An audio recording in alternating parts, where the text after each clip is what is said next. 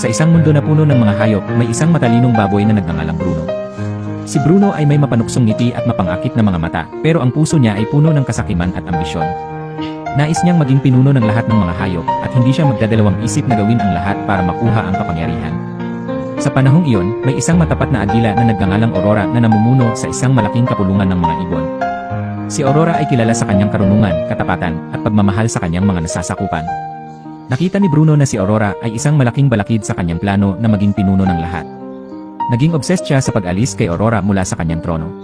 Pinatawag ni Bruno ang kanyang mga kasamahan sa kanyang kapulungan. Mga kapatid, wika niya, kailangan nating maalis si Aurora sa kanyang kapangyarihan. Siya ay isang panganib sa ating kalayaan at kaunlaran. Mayroon akong plano. Ginamit ni Bruno ang pera ng kanyang mga nasasakupan na hindi niya ginagamit para sa kapakanan ng kanilang bayan upang suhulin ang kanyang mga kasamahan.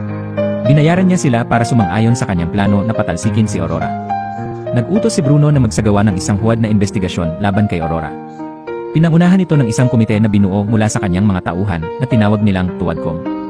Kailangan nating patunayan na si Aurora ay isang masamang pinuno, wika ni Bruno. Ang pagpapatalsik sa kanya ang tanging paraan upang maibalik ang kaayusan sa ating mundo. Ang Tuwadcom ay nag-imbento ng mga kasinungalingan at mga ebidensya laban kay Aurora. Sinikap nilang sirain ang reputasyon ni Aurora sa mga mata ng iba pang mga hayop. Ngunit si Aurora ay kilala sa kanyang katapatan at kabutihan. Maraming mga hayop ang hindi naniwala sa mga paratang laban sa kanya. Kahit na ang karamihan ay tumutol, ang mga kasamahan ni Bruno na nahalinhan ng pera ay lumagda sa petisyon para patalsikin si Aurora. Pero si Aurora ay hindi nagpatinan.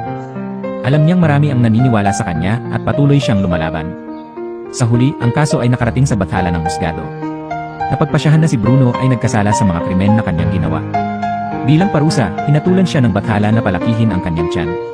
Ang bawat kasalanan na kanyang ginawa ay nagdagdag sa kanyang tiyan. Hanggang ngayon, si Bruno ay patuloy na lumalaki at siya ay naging isang simbolo ng kasakiman at pagkasira. Ngunit, sa kabila ng kanyang lumalaking tiyan, nanatili si Bruno sa kapangyarihan na patuloy na naghahanap ng mga paraan upang masira si Aurora.